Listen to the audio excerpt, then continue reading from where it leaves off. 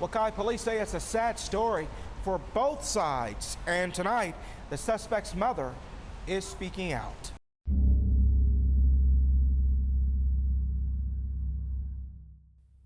This case takes place in the United States of America on the 29th of August, 2018.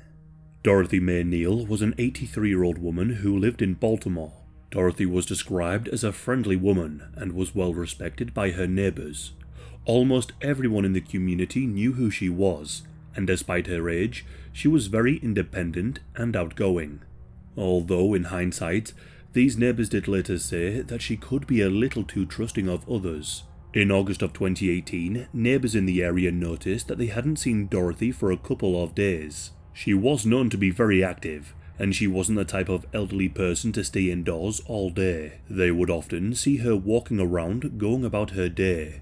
As a couple more days passed, they began to worry that she may have passed away in her home. They decided to check on Dorothy. They went over to her home and knocked on the door, but there was no response, and her door was locked. Fearing the worst, her neighbors made a call to the emergency services and told them they were concerned for her well-being. Baltimore police were dispatched to the scene, but when they got to Dorothy's home, they noticed something rather strange. They saw what appeared to be small droplets of dried blood outside her home. They also noted that there was no signs of forced entry and that the door was still locked. The police managed to get inside Dorothy's property, and once inside, they found her lying on the floor on her back.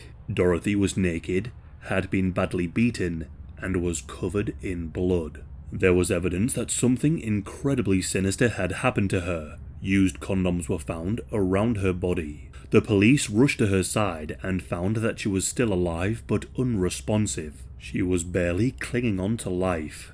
An ambulance was quickly called in and they provided aid to Dorothy. She was rushed to hospital, but sadly it was too late. The doctors did all they could, but Dorothy passed away shortly after arriving. Investigators got to work to uncover just what had happened to her, and it wouldn't take long to find the culprit. At the crime scene, police found plenty of evidence. Dorothy's bloody clothing was found, which the killer had removed. There were 3 used condoms and wrappers around where Dorothy was found. A broken lamp was also next to her, and this lamp was covered in blood. It had been used to cave her head in. Whoever had done this was someone she trusted. They had been allowed into her home before they brutally attacked her and left her for dead. According to the investigators, there was evidence that the culprit was young. I'm unsure as to what this actually means, as the police never commented further. It was in September of 2018 that the police arrested a 14-year-old male named Tyrone Harvin, and he had only recently turned 14. Tyrone was known to the police and did have a criminal past. Tyrone denied all of the accusations made against him. In fact, he tried to claim that he didn't even know who Dorothy was, but there was overwhelming evidence against him. After the arrest of Tyrone was made public, neighbors on the street came forward and spoke to the media. They said that many of them had helped to look after Tyrone on a number of occasions, and Dorothy would also sometimes look after him too. This gave an explanation as to why there were no signs of forced entry. Investigators had begun gathering DNA evidence. The used condoms that were found were tested against Tyrone's DNA, and it came back as a near-perfect match. But not only that, the wrappers were also tested for fingerprints, and the fingerprints matched with Tyrone's. At some point in the struggle with Dorothy, Tyrone had injured himself, as there was someone else's blood found at the crime scene. This blood was tested too, and it came back as a match with Tyrone. An autopsy was conducted on Dorothy's body. Police found evidence that she had been essayed in a number of ways. Tyrone had also hit her with such force with a lamp that she had multiple fractures to her skull. The police were of course satisfied that the evidence against Tyrone was enough to charge him with murder. However, despite this, Tyrone continued to deny killing Dorothy, and Tyrone's mother did not want to accept the truth.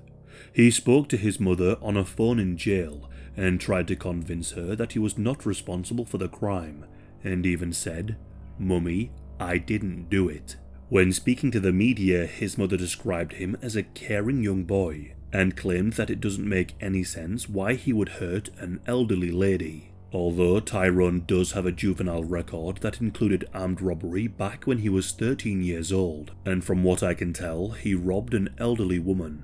A short interview was conducted with the media shortly after the arrest was made public, where Tyrone's mother broke down. Well, Kai, police say it's a sad story for both sides, and tonight, the suspect's mother is speaking out. She's a woman in tears, the mother of a 14-year-old boy accused of a brutal crime. I'm torn in the inside that they accused my 14-year-old for some type of murder like this. Baltimore police say 14-year-old Tyrone Harvin then murdered 83-year-old Dorothy Mae Neil last week. At the boy's apartment, a woman who says she's Harvin's mother speaks in anguish about the tragic case that's knocked on the family's front door. We wouldn't do that to an elder, no, he will not. I'm just hurting, I'm torn in the inside. She says she spoke to her son, who's in jail, by phone Friday afternoon. He's saying to mommy, I didn't do it. And that's what he said, he didn't do it, and I believe what my son said. Standing outside her West Baltimore apartment, she hangs on to her husband, Harvin's stepfather, for comfort. For a 14-year-old to be accused of something of that magnitude, it hurts. It hurts. I want the police to understand. The 14-year-old, what y'all said about him, he is not like that. My son have a sweet soul for people. He's not going to sit up there and hurt nobody, grandmother or grandfather. It just don't make sense. It really don't. Well, Harvin does have a juvenile record that includes armed robbery back in December at the age of 13. Now, police say they used physical evidence to link him to Neal's murder. Due to the shocking nature of the crime, Tyrone was charged as an adult. It is believed by investigators that the crime was premeditated. It seems that Tyrone was helping Dorothy with some chores around her home, when all of a sudden he began to violently attack and force himself upon her, taking advantage of the fact that she was vulnerable. The trial wouldn't take place for some time. In 2022, hearings began, and it doesn't seem that Tyrone had any family present at the trial. Despite the evidence, Tyrone did not admit to the crime. Instead, he pleaded not guilty. His defense tried to cast doubt on the DNA software that was used to match him to the crime. They also claimed that there was not enough reliable evidence obtained from the crime scene. They also pointed to how only one fingerprint was found on the condom wrapper with no other fingerprints found at the scene, expressing concerns how the fingerprints and DNA were processed.